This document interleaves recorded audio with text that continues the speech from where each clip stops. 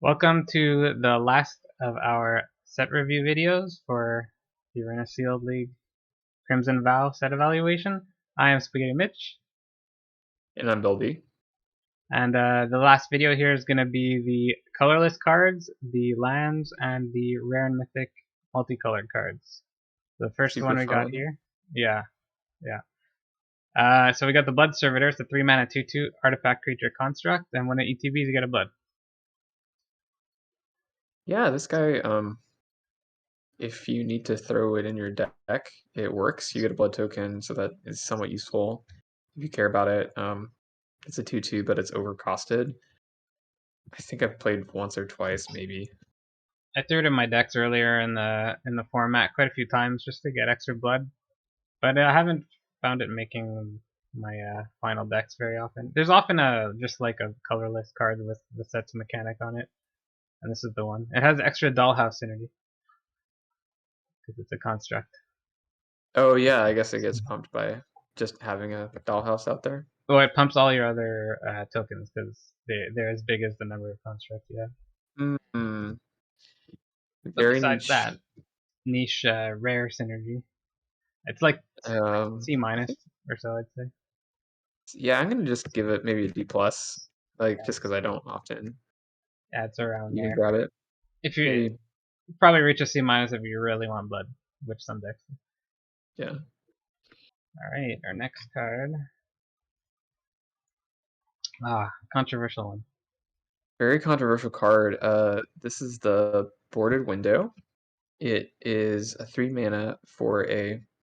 Um, sorry, I jumped ahead. We're supposed to do the comments first. Let's Oh, do the common not first? controversial for a second. Oh I man, went out of order there. Supposed to start with the comments. hold on. Board up that window. Back to the knife. All right, Ceremonial Knife. This is a probably better card. It's a 1 mana artifact equipment, and equipped creature gets +1/+0, and has whenever it deals combat damage, create a blood token. Um, and it has equip 2. Uh, what do you think about this one? Yeah, a lot like the other one. You better if you have more need for blood, but it also gets better when you have these small creatures that you want to just keep getting in, maybe little flyers or something. Like a lot of equipment has its downsides, but this one has a couple upsides too. Yeah, it's not. It doesn't. 1 point of attack doesn't make it hugely relevant, but it can sometimes matter. And the equip cost of 2 is a touch expensive for the 1 point, but the blood tokens certainly like really smooth things out. So you're sort of paying the equip cost to like smooth things out. And I think it's hard to put a grade on that, but I think it does what it does really well. Yeah, I That think it makes sense. overperformed. I think mostly in like something like a white blue or maybe a vampire heavy deck that can use blood in different ways. It's probably the best. The white blue just because there's a lot of flyers that can get in for 2 instead of 1. Let's say. I think Um, I'm going like a C, just like the first copy. Like I would run 1 as a C maybe. yeah, first copy is a good point. Second copy gets a lot worse. C sounds right. It's gonna make your deck sometime, but it's not the most fantastic thing to do. Hmm. Right, we have Honored Heirloom. It's the mana rock of the set, so it's 3 mana for an artifact. Add 1 mana of any color, or has this alternate ability, which is 2 mana and tap it. Exile a card from a graveyard. Target card from a graveyard. Um, yeah, this one actually, the only reason I'm up on this, I think it's a perfectly fine rock. There's not a lot of fixing in Val. In Sealed League, you're probably not scraping around for Val fixing, but it can certainly help in your early weeks. Exile target card from a graveyard is relevant Yeah, with a lot of graveyard synergies running around. it's Uh, more relevant that than can I've really seen in a matter. long time, to be honest. The exile part, obviously because of Disturb, but there's recursion that happens. There's I don't know a bunch of random things here or there. First time I'm getting a good look at the art. To be honest, it's like a rainbow thing. There's a toy unicorn looking at it. It's pretty cool. Some sort of heirloom, obviously. I ran this card more than maybe most people probably because of the fixing element along with the bombs in this set. gets you to the higher mana for the bombs and fixes you for them. So it's actually higher than I usually take these. I think it like reached C for me, which I probably usually take them at like D level or C minus. Yeah, I found that. I mean, actually, recently my deck today, probably the only time I really actually made use of it was for the double feature draft that came up. I had a straight 3-color, but I had a lot of 1-drops and 2 of the colors. And so as long as I could get to 3, drop this. I had some stuff to ramp to, and I put this out, and I had some 1-drops, like the Lantern Bearer and the Ecstatic Awakener. You know, those the Yeah, 1-drops you actually want to cast. Um, something like and it double actually feature. worked really well. Something like double feature, you're gonna have a lot of bombs and rares to see because there's double the amount of them. Yeah, Makes and sense. actually like this thing knocking out cards from a graveyard in the double feature with all the like disturbed critters running around was like really good. So this happened to play better there, but I think probably a C in most formats. Yeah, we're totally not recording this late in the vow set to have played double feature yet, though. Yeah, C for me, I Fresh. think. All right, next on here. Wedding Invitation, also a card with a lot of talk around it during the set. So it's a 2-mana artifact. When it enters the battlefield, you draw a card, so it replaces itself. It has tap, sack it. Target creature can't be blocked this turn. If it's a vampire, it gains lifelink until end of turn. This does a lot of things. So 2-mana cantrip artifact. We've seen those before, but it not only gives you lifelink, which can be great in races if you're playing vampires, but it makes stuff unblockable, which is also surprisingly like dangerous. Obviously, if you can't block something, you can take 6 damage out of nowhere. I haven't played with it all that much. I'm scared. I just shy away from cards like this usually. But what about you? I played it in a couple of vampire decks. Um, I think I only would put it in if I had really big synergies or like was kind of looking to finish somebody off. And it definitely it worked, but it didn't work all the time. Sometimes I've had to. You can do it defensively. You can just have a defensive lifelink vampire, so it does work when you're behind a little bit. True. Um, C minus is probably where I'd stick it. That's what I was thinking. Also, 2-mana cantrips can't get terrible. Like even if they do nothing else, I like the idea of just drawing for 2, as long as you get something else. This has like a couple of different modes, let's say, for its ability. So yeah, C minus, I think.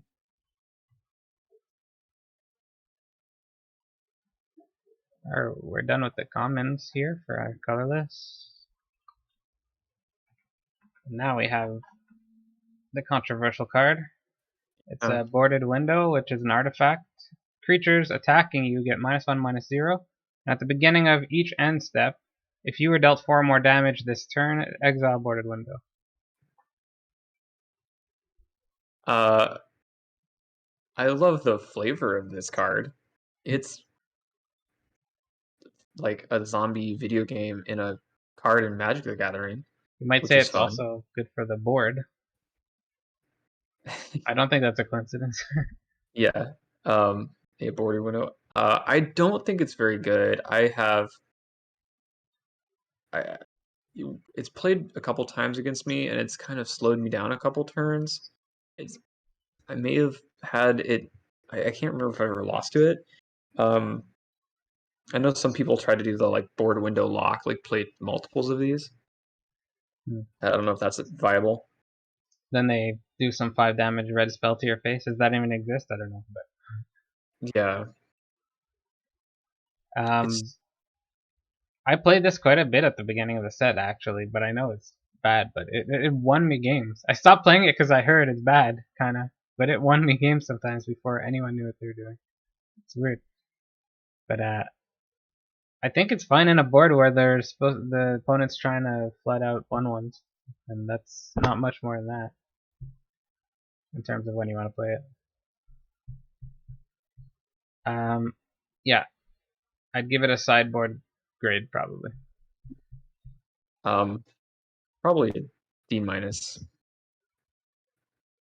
Yeah, D minus. We're gonna- Sideboard, bring it in sometimes. Yeah, token decks you could board it in. You could just also play it for the fun of annoying someone. All right, next we have. Oh, the foreboding statue. This is 3 mana artifact creature. It's a construct. Also would work with those dollhouses. Yeah. It's 1/2. It has tap, add 1 mana of any color. Put an omen counter on foreboding statue. And at the beginning of your end step, if there are 3 or more omen counters on the statue, untap it and transform it. It flips into the Forsaken Thresher, some evil robot arising from the sand. And it says at the beginning of your pre-combat main phase, add 1 mana of any color. It's an interesting card. We haven't seen too many things like this before. It adds on the backside. It'll add mana to pre-combat main phase, and works like a mana rock that can die before that. And obviously it becomes a threat when it's the 5/5. This performed pretty well. Yeah, I always found it like a pretty good rock, especially if I was trying to fix anything. I'd sort of put it in and like enjoy having an extra source. And it's a threat on itself. It's like your rock is going to become a threat. It slows you up a little bit by a turn because the 1/2 stats aren't really good. You know, like it's behind. And it's a mana rock that can't actually tap right away for what that's worth. Mm-hmm. This was taken pretty high. The fact that it's colorless and fixes you, it's taken pretty highly, and it turns into a threat. Yeah, it fixes and ramps. It's a creature, turns into a threat. I took it out of a couple decks, but like overall, I liked it. Just because it's a fun card to play with, and it does the things you want it to do in the decks you put it in. Interestingly enough, you can use it at instant speed and get a counter on it, but the only time you can tap it and then untap it to transform it is at your end step. So you can, like the first turn after you cast it, you can tap it, play an instant. Second turn, you can do the same thing. But if you want to transform it, you can't wait until your turn passes. Otherwise, it'll be a full other turn. If that makes sense. Yeah, it works fairly strangely as far as cards go. But was it good? I'm wondering if it reaches the B range, considering it's colorless and fixes you and becomes a threat. I feel like it might be a B minus, which is not. It could be. I'm trying to think of C plus or B minus. I think it's a lot of the good commons reach C plus. I'm wondering if this is a tad better than that or not. I think it's probably a tad better than those C plus commons. Yeah, I think if you give it a B minus and I give it a C plus, it's like we're rating it. Then the universe understands. It's like kind of in between. Yeah. All right, our last uncommon colorless card here is Lantern of the Lost for 1 mana. It's an artifact, and when it enters the battlefield, exit target card from a graveyard, and tap it and exile it. You can exile all cards from all graveyards, then draw a card. A very good sideboard card, in my opinion, especially in the league and or double feature if you end up playing that. Just like 1 mana, knock something into the graveyard if they have it, and then you can basically cantrip it and ruin somebody's graveyard in a good deck.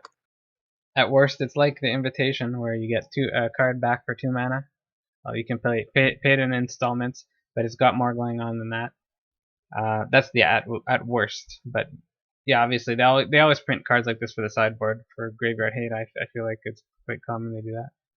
Yeah, it's just straight up sideboard card. I wouldn't necessarily run it at any other times.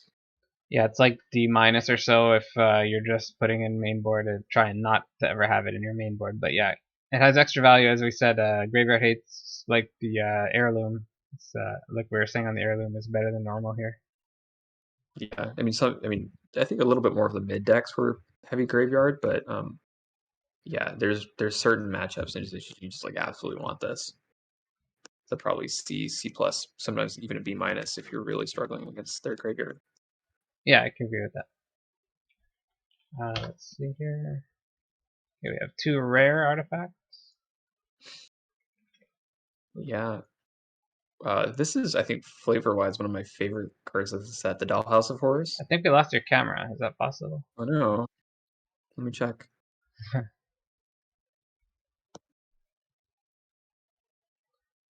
There we go. I'm back. Oh, good. The Dollhouse of Horrors, it's 5 mana for an artifact. It has 1 tap. Exile a creature card from your graveyard. You create a token that's a copy of the exiled card, except it's a 0/0 construct artifact in addition to its other types, and it has this creature gets +1/+1 for each construct you control. It has haste, and you can only activate this as a sorcery. This is a spicy rare, and we were talking about graveyard hate. This is one reason you want to hate on your opponent's graveyard. Something like this gives them so much more fuel for their late game. Triggers ETBs of those creatures. It triggers death triggers of those creatures. And it gives them haste, which can be surprising damage as well after a few activations. It's just something to kind of build your deck around, and don't make your curve too heavy because this is slow. Just treat it like a 6-drop basically, and have some way to back up it being in your deck. Yeah, I mean, if you can survive dropping a 5-mana spell that doesn't do much on that same turn, or if you can save it up till 6, it really plays strongly, but you have to build around it. There's been times that I didn't take it, in different decks, but it can get out of control fast. I built a deck with 2 of combos. these once, weirdly enough. It just gave consistency to drawing it. I'm glad it wasn't instant speed activation, because then it would make combat math really hard, where you're like blocking with your 1/1, but it also has an ETB, and so and so. Yeah. It combos with Kaya, the Planeswalker, as we'll see later. Oh yeah, yeah. That was pretty brutal combo. We'll double the tokens you get from this, and then they'll pump each other. Oh, cool. Yeah, I never had that happen. It sounds cool. What do we give it? I like cards that can just kind of be a win condition almost on their own, but this isn't quite on its own. It needs help actually, and you can get hated on by graveyard hate. So yeah. I think that's the worst knock against it is the graveyard hate is pretty common to see in this set. B+ and minus range probably. I think B+. It just sometimes doesn't work out. It didn't work out just too often in the set, but it's like kind of, if it works out, it works out really well. Yeah, I think B+. Yeah. I think fill your deck with ETBs and death triggers, and this works a lot better. Alright, let's see our next rare. It is Investigator's Journal, which is a 2-mana clue. So it has the ability that clues have. Investigator's Journal enters the battlefield with a number of suspect counters on it equal to the greatest number of creatures a player controls. You can pay 2 and tap it to remove a suspect counter from the Investigator's Journal and draw a card. Or you can do what clues do, which is pay 2 and sack it, draw a card. So it's like a scaling draw spell at basically for 2 creatures, you can have 3 total cards, etc., etc. Pretty slow. Yeah, it's slow. It could turn into a bunch of cards. I mean, you don't need a million counters on this to be good. It could be like 3-4 counters to be at its best. Like, it doesn't take much to get this to be good, is what I'm saying. Yeah, I think, but it's not great by just for what it is, though. Yeah, I think if you have ways to defend yourself and kind of give yourself the time, it's worthwhile. In the end of the day, no matter how good it is, you have to pay 4 mana to draw your first card, which is a bit of an issue. It's an issue. Yeah. Like how much better is this than like Scattered Thoughts? Yeah. It's got a high ceiling. But yeah, at the very beginning, it's 4 mana to draw cards to replace itself, and tempo is Yeah, pretty important. So especially in this set, it's I nothing think that to drags it. pick highly, but it goes in every deck like artifacts do. I think it's like a C. Sometimes if you're looking for card draw, this will work. If you have like a bunch of critters out, like you're a green deck and you have a But bunch the of like those opponent can have little. it a bunch of cards too. And That's true. by it goes in every deck. I didn't mean every deck type. I meant by color. You don't want to put this in some kinds of decks. I think I'd take this slightly higher than some common at C. I would probably put it at like C plus. Okay. Just yeah, know what your deck wants to do, and if it could afford to have this long game plan of outdrawing your opponent and get card advantage. And there are no mythics, so that means we're on to the lands. Yeah. Here we have Evolving Wilds to start. Familiar Nice. card. Oh, yeah, familiar. So it's the Evolving Wild. So you can tap it, sack it, um, search for a basic land card, put it in tapped, and shuffle. So your basic fixer land, um, deck thinner a little bit. Yeah, I'm taking Always. this more highly than I usually do. Just I think it's because of the bombs in the set. Want to play everything like a Mhm. bomb, and always have at least one. I mean, sorry, you can always fit one. Don't be afraid to put one just because it comes in tapped. It's great for the mana base. Yeah, I so rarely like even bulk at playing two unless I'm really an aggro deck with a mana base that is bad. I think one of my favorite things is like seeing a pack come by that has like a bunch of middling cards and like an evolving wild still left in it, because that's just it really feels good. The Evolving Wilds is always making your deck, so like it's like a kind of a free pick. You're making more use of your picks in the draft, which is a common theme in the last few draft sets I find. It's like C.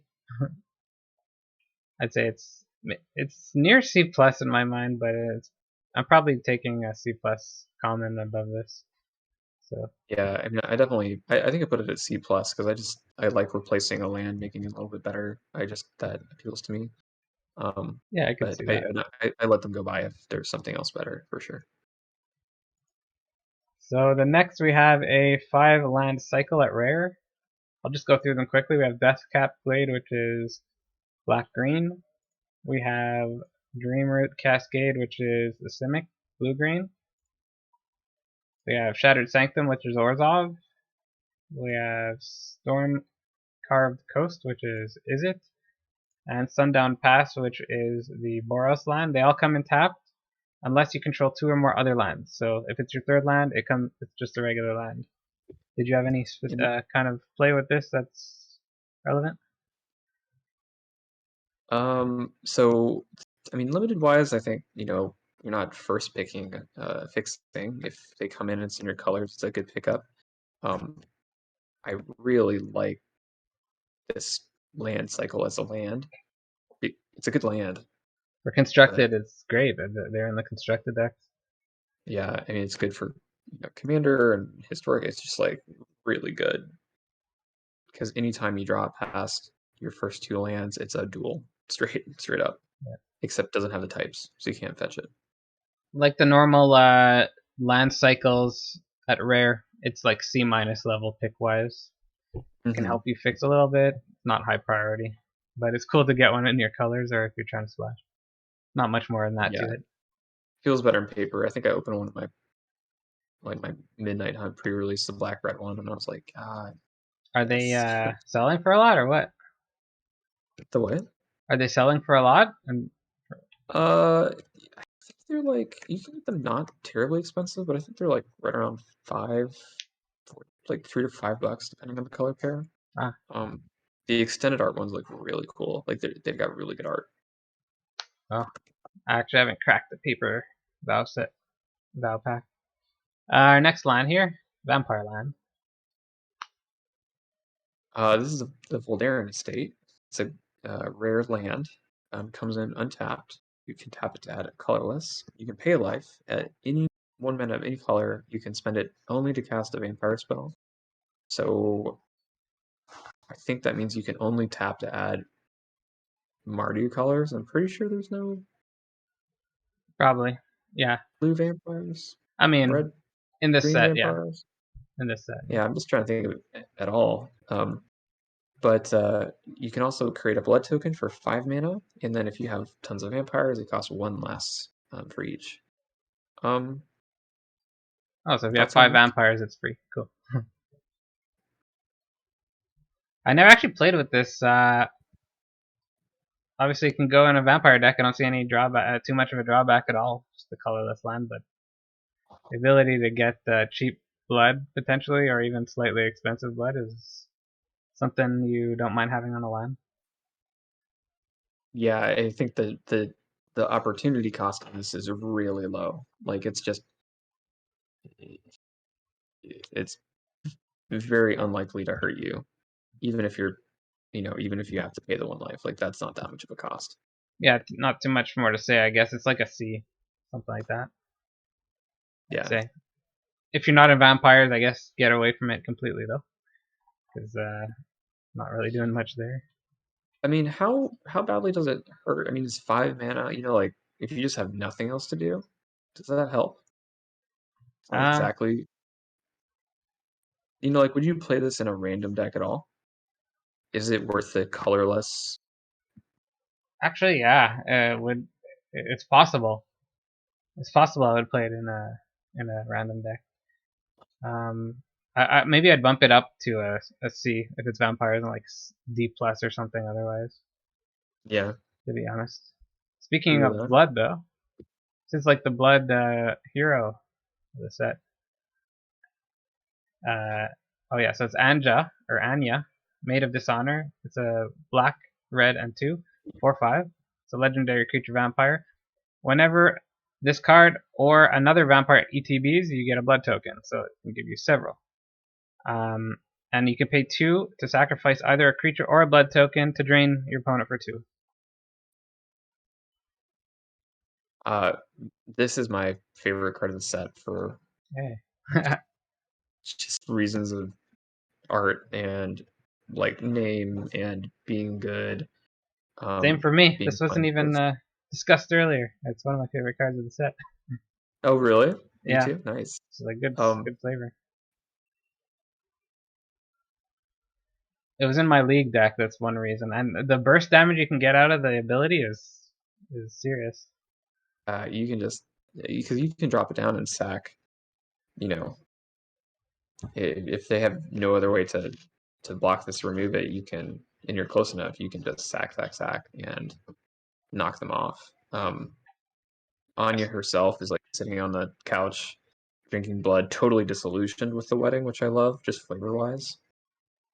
And it's a Yeah, 4 mana 5/5 that makes a blood token.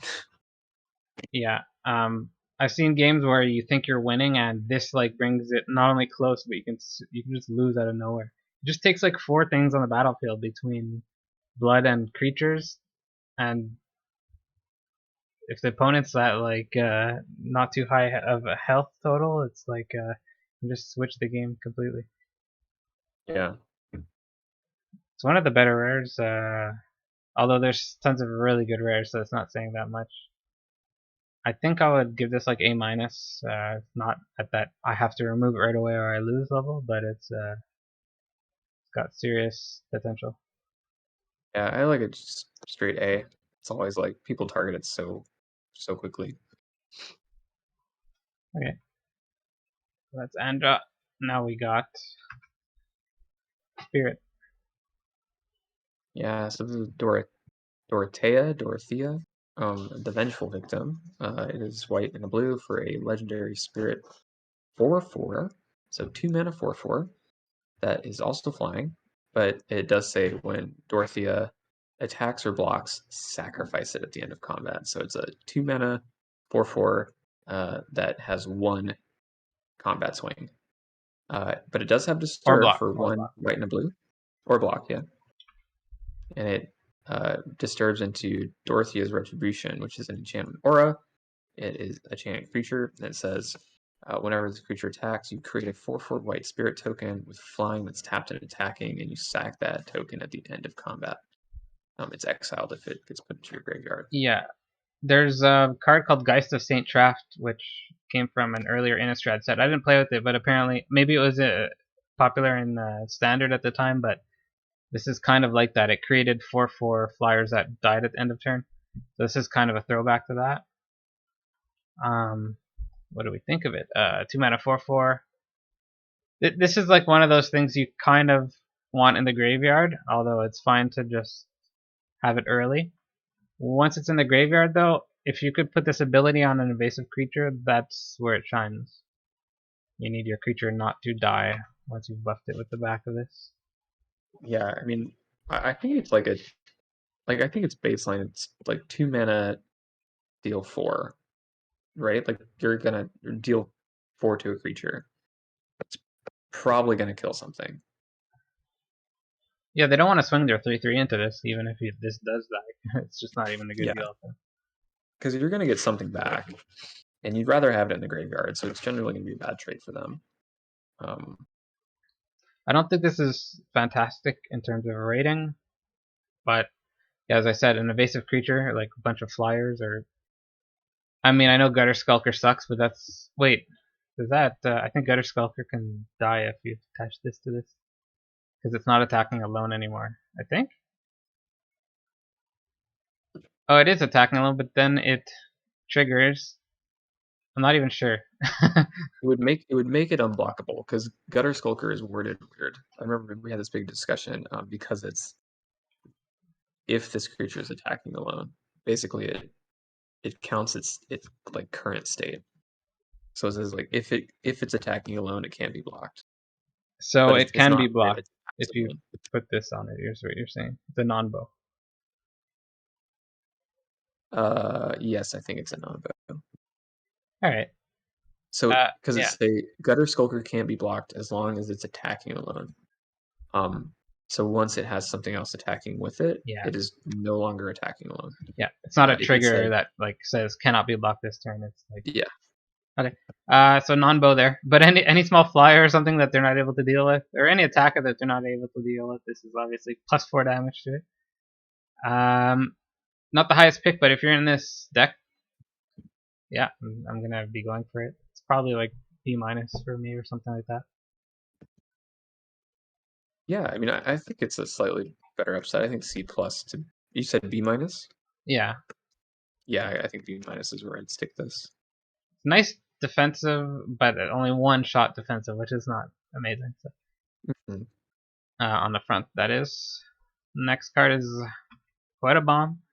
Edgar Charmed Groom. It's white, black, and 2. It's a vampire noble legendary creature. It's the groom of the whole set here. We'll see the bride soon enough. Other vampires you control get +1/+1.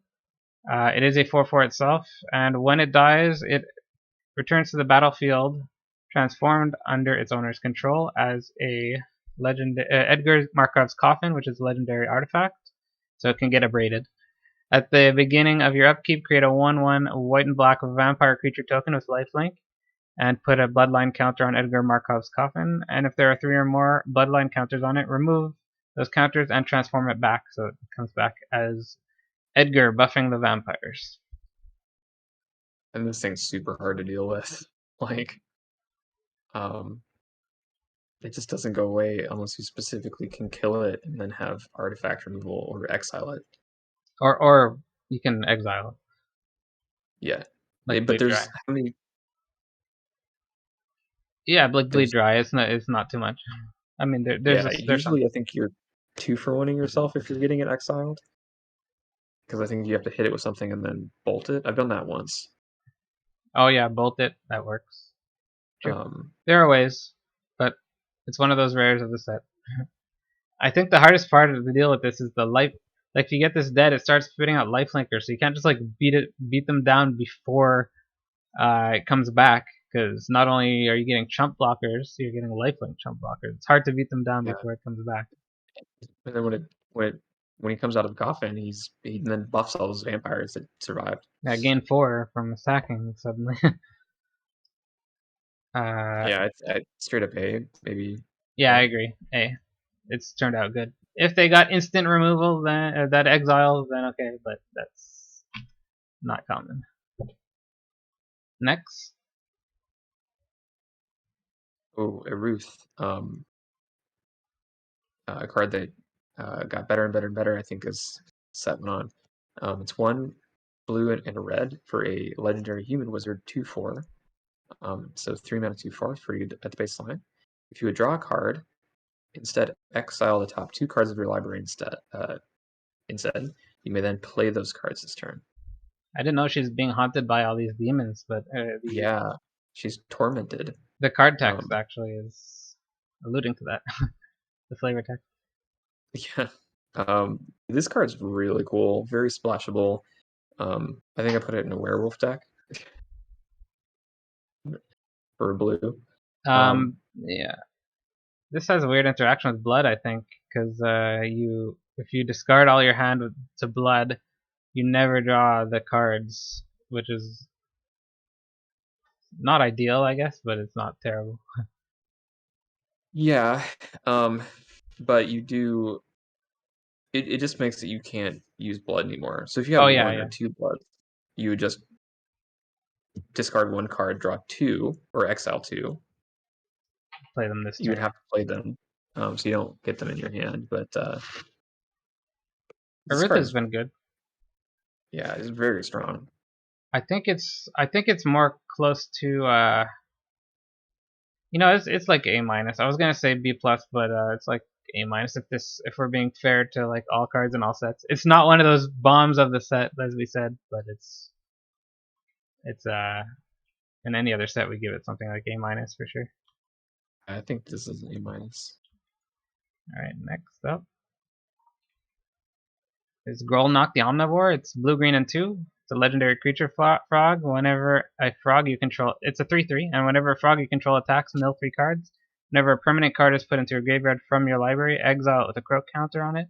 And you can play lands and cast spells from on cards you own exile with croak counters.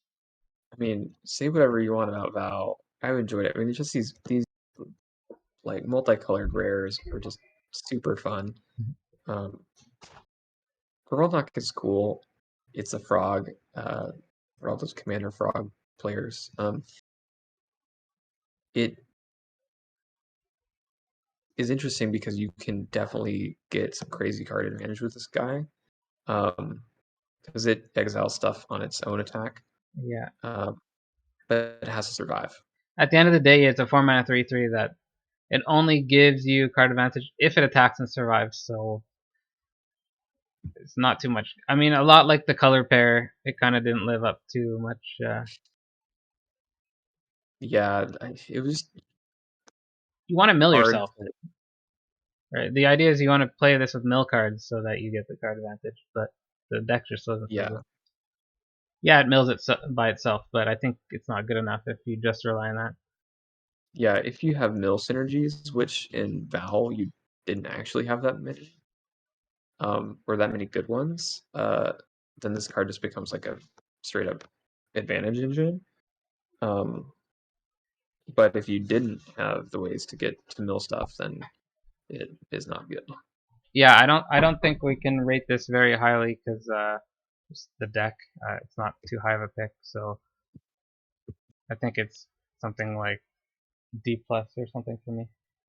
Yeah, I think it's like a B and then like a build around B plus, just because that archetype's not going to be very good. I mean, by itself, it's probably a C. To be quite fair. Yeah. Okay, we'll go to the next card here. All right, controversial one. Yeah, Helena and Helena partners. So 2 colorless, red, green for a 2/3 legendary ranger. But there's actually 2 folks on there, so they're rangers, I guess. It has first strike, has reach. One of them has a bow, one of them has a sword. So I guess that makes sense. At the beginning of combat on your turn, put X +1/+1 counters on another target creature you control, where X is Helena and Elena's power. That creature gains haste until end of turn. This is one of the bombs of the set. Yeah, It's this particularly card's annoying because it's the 4 mana one that you have to remove. yeah, it just goes down and instantly gets ETB value, and if it hangs around or you have any ways to pump itself, like it just gets out of control. 4 mana, I think, is the reason that this is so good. The Averbuck Caretaker had that weakness of not you needing some creatures, or else it's a little underwhelming. This is that, but to a lesser degree, because if it sticks around, you can just play a creature next turn, give it, pump it, and give it first strike. And it's a 4 drop, not a 6 drop. Yeah. Getting an A for me, I think. Yeah, A. A, Lena. Yeah, A. A's right. Yeah, I've lost to creatures where this came down. I just didn't deal with the creature that got a bit buffed. Like, I removed the Helena Lena, I just lost to the other creature because it was too much. So Odric Bloodcurse, it's it's a white, red, and colorless for a 3/3. It's a legendary creature vampire soldier. So it's Odric who died. It's an older card, I think, from another Innistrad I set. didn't die. Oh, sorry. Well, undead. Vampire Or soldier. died and then vampired. I There's guess a if you whole lot of die, undead got bitten, got turned. He has a lot of text, but it's basically ETB. You get a blood token per ability you have among this list of abilities: flying for strike, level strike, death touch, haste, hexproof, indestructible, lifelink, menace, reach, trample, and vigilance. So I'm not repeating that. You get some number of blood tokens. Could be 0. So the most text for like a 3 mana 3/3, like Yeah, maybe a blood or two. I don't think I ever played this. Have you? no, I mean, there's just not that many things that you consistently get But a even if blood you do, token. it's whatever. I mean, maybe this guy's better for like a constructed deck or something built around it, or some sort of vampire Yeah, that's deck, but likely. The hilt it of just his doesn't sword is the do anything Innistrad by logo. itself. Look at that.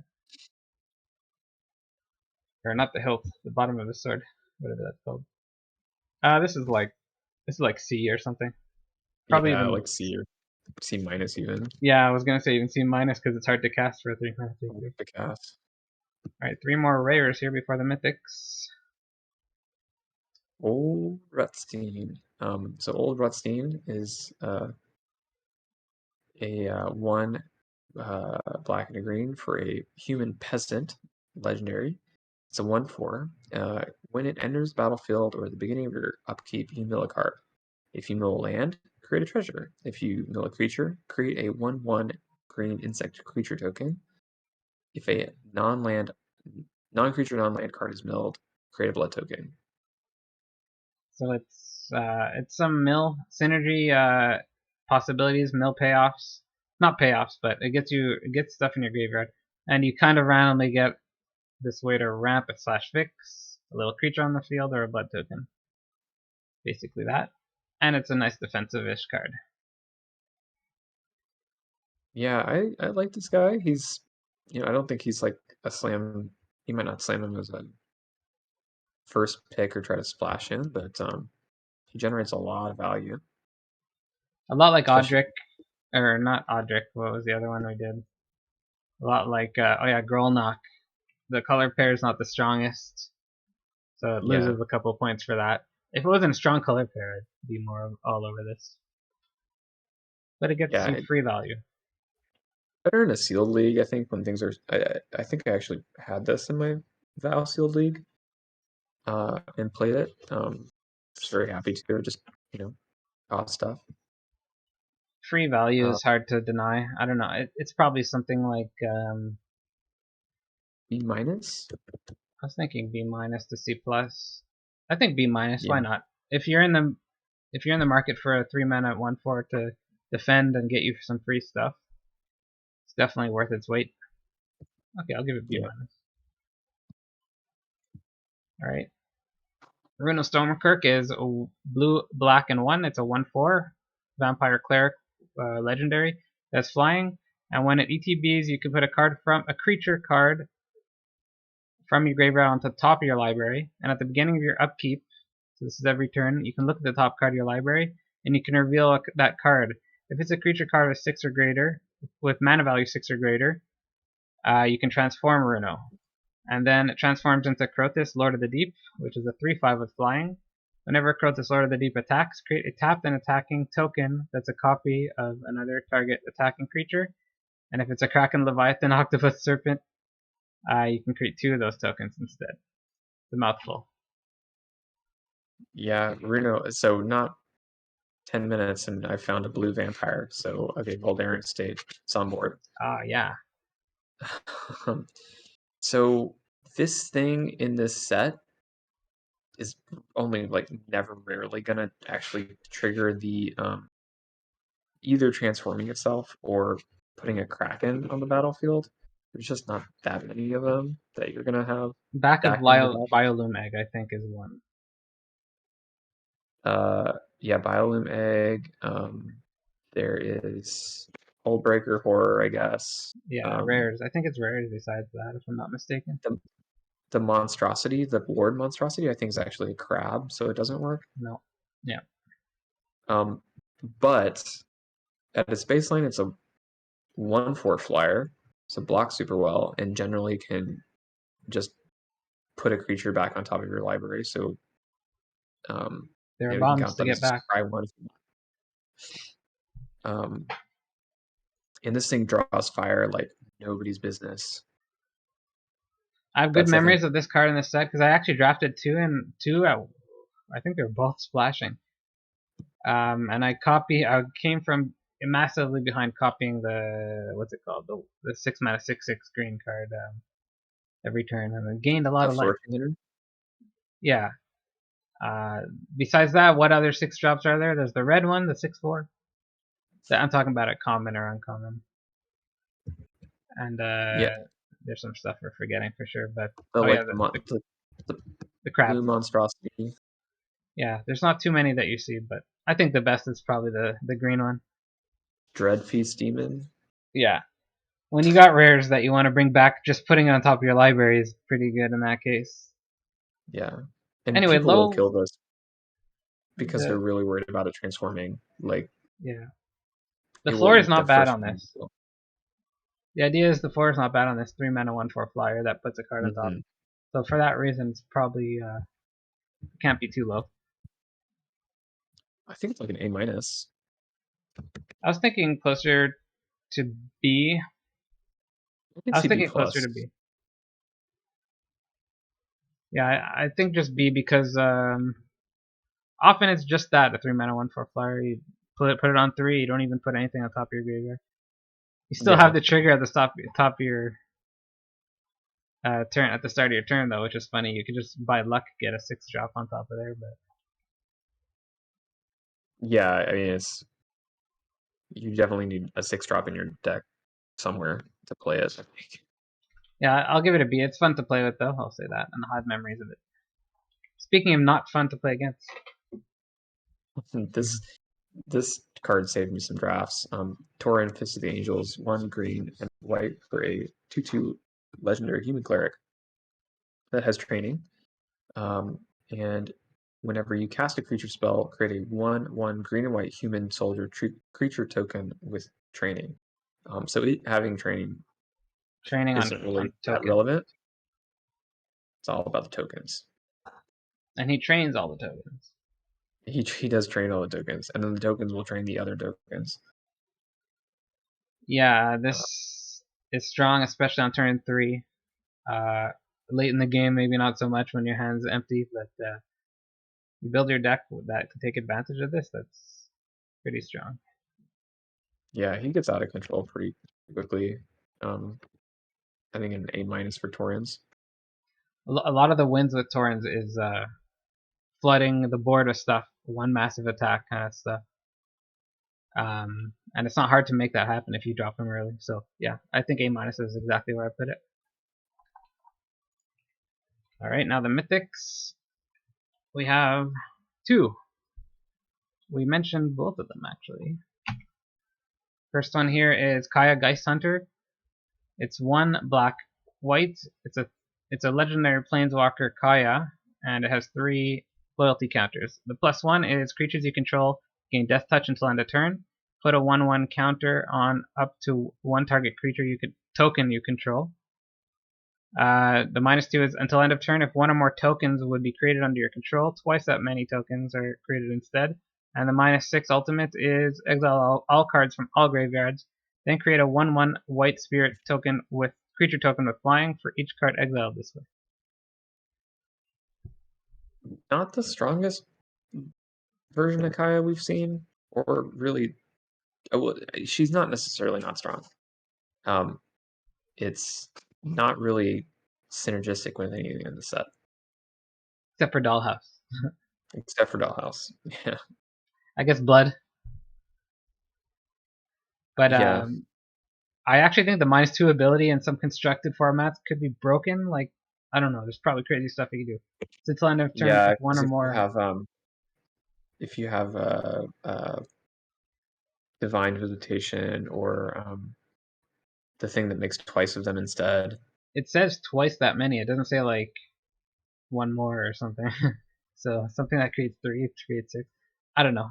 We're talking constructed now, but I Yeah, never I don't used know how this. it works if Kaya and you minus her, and then you play with that anointed procession or whatever that makes double tokens. There's probably some silly things. I think it's more of a like creature tokens was not really a theme in this set, so it's a bit weird to see this. But it's a 3-mana planeswalker, probably printed for constructed. It's something like it's F, I'd say, but if you have enough synergy, why not? You can push it to like C or something. Yeah, I mean maybe if I was playing that like the one specific like nurturing presence deck or whatever Oh that yeah, people kind of liked, that might fit in this actually. That kind of like a sub deck. yeah. To be honest, yeah. White black nurturing presence. All right, and our very last card is actually the Bride, like the namesake. And here comes the Bride. The card I never actually drafted Same, or opened. same. But Olivia Crimson Bride, 4 black and a red for a 3/4 flying haste vampire noble. She's on her way to the ceremony. Whenever she attacks, return target creature card from your battle graveyard to the battlefield tapped and attacking. It gains when you don't control a legendary vampire. Exile this creature. A legendary vampire, probably going to be Olivia Crimson Bride.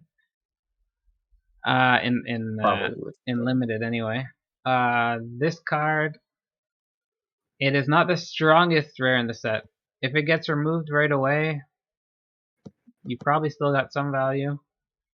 But the issue is if it cannot be answered. That's basically gets way out of control very quickly if it can't be answered. What do you think? Yeah, it can just bring all of your geists back to your wedding. But it does have some fail cases where it's not optional. You have to bring a guest. Oh, So if they have a big lifelinker that can block whatever you have to put back, then don't attack.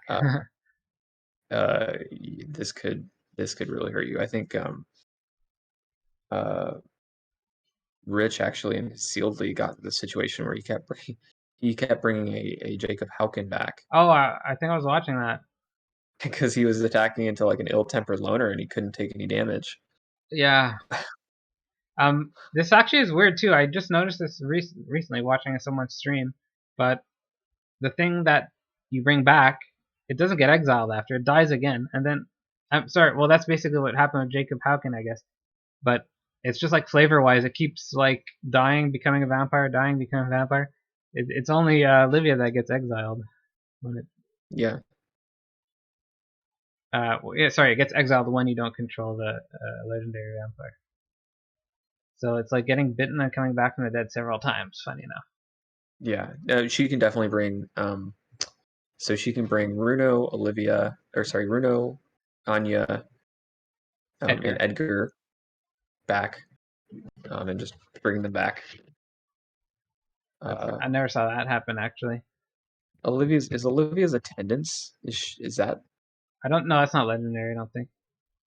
They're usually named when they're legendary.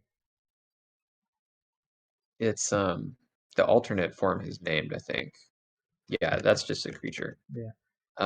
But this it was again, yeah, it gets better if you bring back an ETB or a death trigger thing, obviously. So that's where. But if your graveyard's dead, this doesn't perform very well. But I think just because it has to be answered, kind of thing, it's A. It's not automatic win under some circumstances, but it's A in my mind. Yeah, I mean, the power level in Vow, I think, is high, and in your Sealed League would be high. In a cube or something where like stuff's really overpowered, I don't think it's big, flashy, but not necessarily what you want to take. Yeah. Much like marrying her, don't do it. Don't. So I guess that's all for our set review. The first one took a while, but we're here. We ended on Olivia Crimson Bride. Very cool. All right, well, thanks for joining, everybody, guys. See you for Neon Dynasty coming up soon.